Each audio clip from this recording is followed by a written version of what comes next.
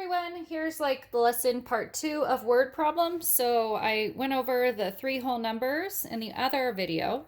Um, there's lots of different types of word problems. There's addition and subtraction within 20, adding to, taking from, putting together, taking apart, and comparing with unknowns in all positions. The one I'm going to go over today is going to be comparison. These ones are pretty tricky. I would suggest do not tell the kids to, or kids don't look for keywords. So if you see like more, oh my gosh, I must add the numbers. Nope. So do not pay attention to certain words and think that, oh, I see more, I must add, or I see less, oh, I must subtract. Do not use the keywords. It does not work all the time. I would focus on thinking about part, whole. Think about what information is given to you. Are you told the parts and you don't know the whole?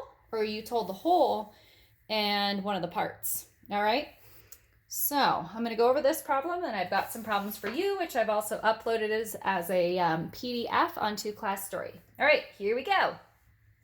Carrie and her sister Sarah went to the pond to find frogs. Carrie found 7 frogs and Sarah found 5. How many more frogs did Carrie find than Sarah? So first thing is we have to look at what numbers were given. So we know there's 2 people, Carrie and her sister Sarah. So we have Carrie. So I like to write what we know. Sometimes that helps just to write down what we know. So we know Carrie, she found 7 frogs. And then Sarah found 5. Okay, so let's put this into part, whole now too. So what are we talking about? What's the main thing? Let's be a detective. We want to know how many frogs, but it says how many more, so now we realize, oh, we're comparing.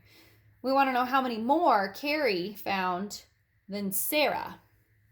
All right, but the whole thing we're talking about is frogs. That's the main idea. So the whole would be frogs. Okay, and then we have 2 people. We've got Carrie and we've got Sarah. And Carrie caught 7 and Sarah caught 5. But even though we have 7 and 5 and we would think, oh, I'll add the parts to get the whole, it doesn't say how many frogs. It says how many more frogs did Carrie find than Sarah. So this isn't asking how many frogs did they find. We could figure that out. She found 7, they found 5. 7 plus 5 would be 12. But that's not what the problem is asking. It doesn't say how many frogs. Nope. It says how many more frogs did Sarah find than, or did Carrie find than Sarah. So this is a comparison problem. We are comparing Carrie to Sarah.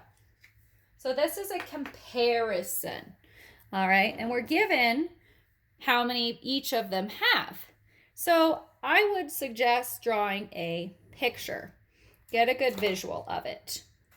All right, so let's start by drawing Carrie.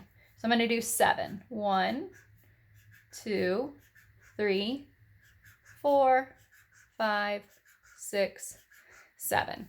If I had cubes, it would be awesome, but I know you guys at home don't have cubes.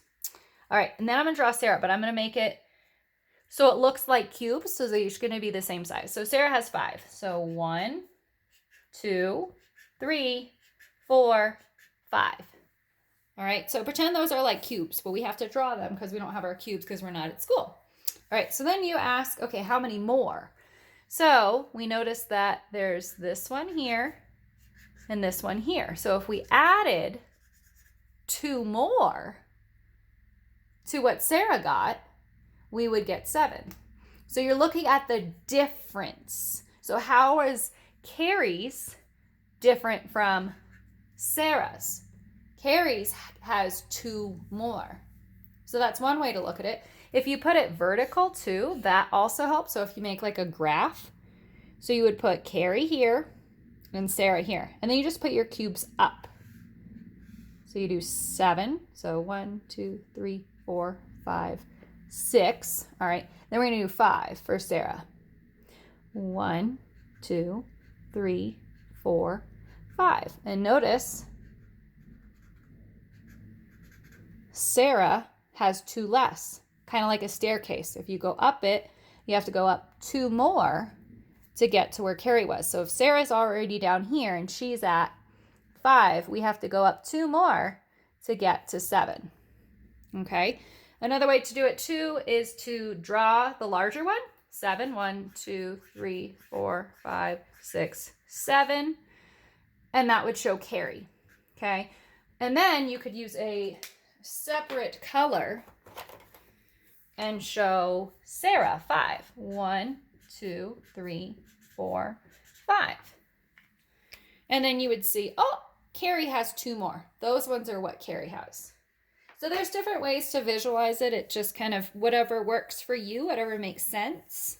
Also, because we know we're comparing and we're looking at the difference, the equation would be the larger minus the smaller. So this would be subtraction. So you take who has the most, take away the smaller person's amount, and it would give you the difference of 2. All right, so if you use cubes, it's a lot easier to visualize it. That's why I've drawn the cubes here. So just keep working on these problems. This was kind of the next thing we were going to work on in class. So I'm going to give you some problems here that you can work on at home, which I've also put as a PDF onto ClassStory if you want to download those instead. Notice though, sometimes it doesn't say how many more. Here it does, how many more. Sometimes it might say how many fewer, or it might say how many more, how much longer, or how much shorter. But every time we are comparing, what does somebody have compared to the other person, right? It could be a quantity, so how many if they have flowers, or it could be length. So if we went fishing and I caught a bigger fish than you might want to compare and say how much longer is your fish, or how much shorter is my fish. So when you do these, try to think about drawing the blocks for each person and look at the difference. How many more?